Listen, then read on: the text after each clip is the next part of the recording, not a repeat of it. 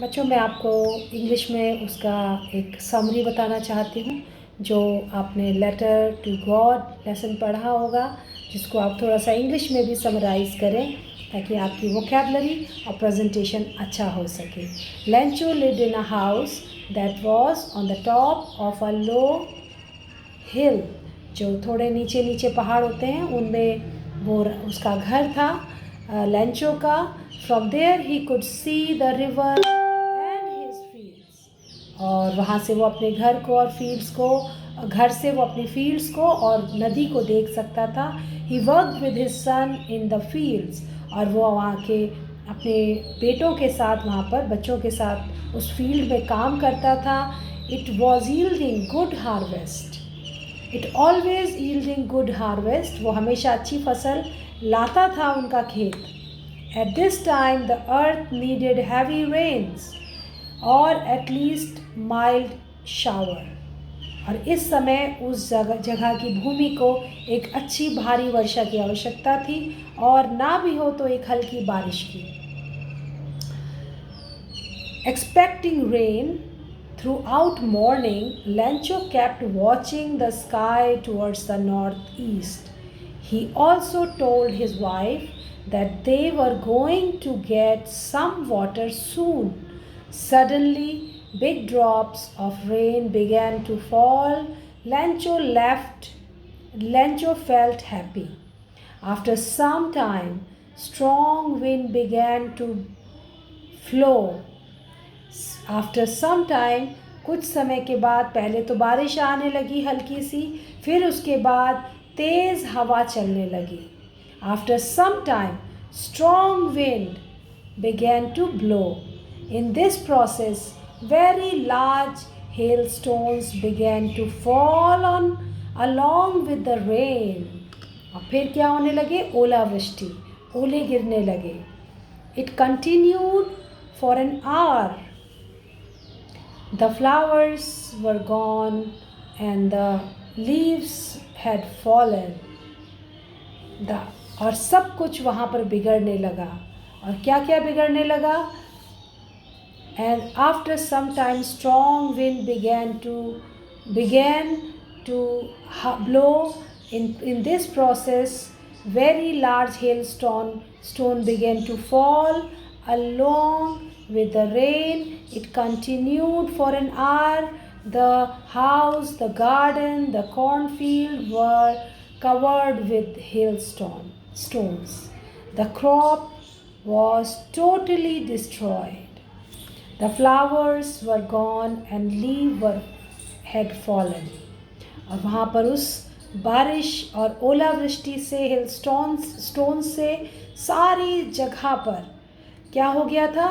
वो ओलों से भर गई थी, हेल स्टोन से भर गई थी, और उसकी वजह से सब चीज़ नष्ट हो गई थी। घर, बगीचा, कॉर्न, मक्के की खेती और फूल पत्तियाँ सब तबाह हो गए थे। At this heavy loss, Lencho was filled with sorrow. The hailstones had left nothing. He told his wife and his sons sorrowfully that they would have no corn this year. Perhaps they would starve. However, और उनको क्या लग रहा था कि इस साल कोई भी खेती नहीं होने की वजह से, सब कुछ नष्ट हो जाने की वजह से, they would be starved, dying starved, वो मर जाएंगे, भूख से मर जाएंगे। However, there was a hope, help from the God. There was a help from God only. अब जब सब चीज़ें ख़त्म हैं तो केवल ईश्वर मात्र एक सहायता है। They believed that God would not let them die in hunger. In this hope of help, Lancho wrote a letter to God.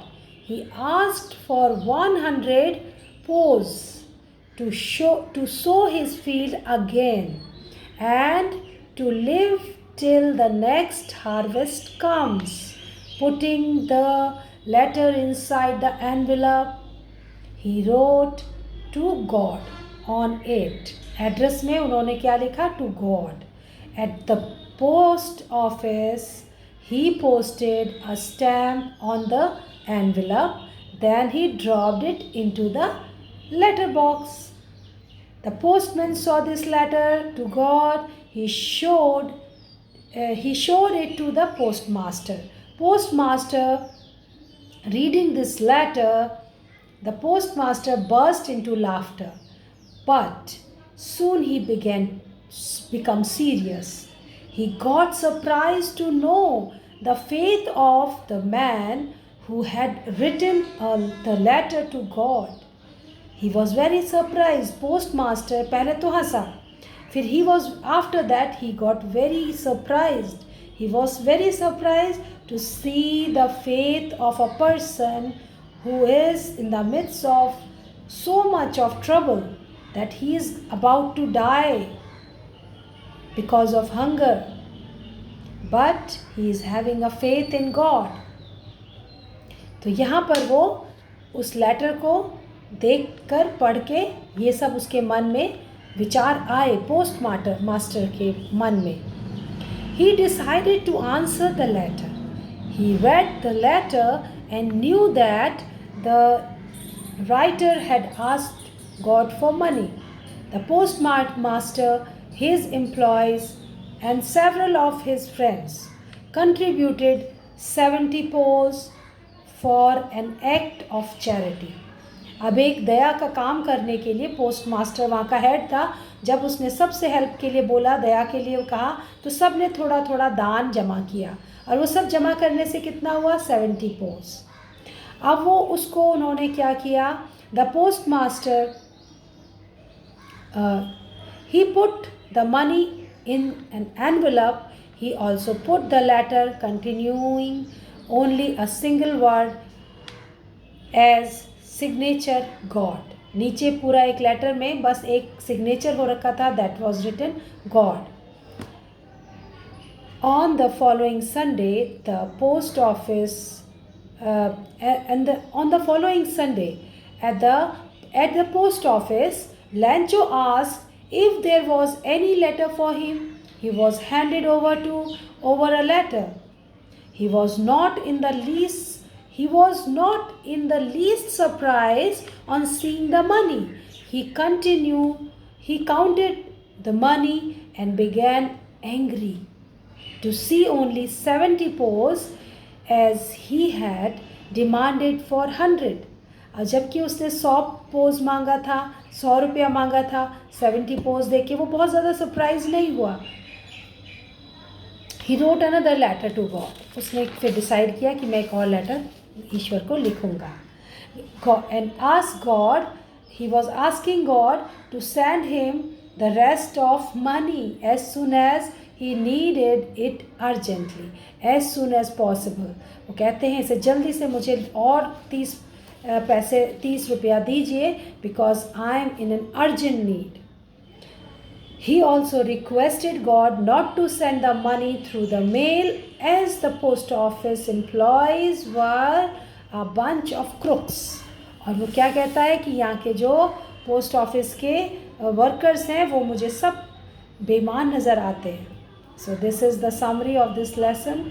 और इसको आप लोग अच्छे से तैयार करिए और इसके हम लोग क्वेश्चन एंड आंसर्स को डिस्कस करेंगे. And I will help you to write it down.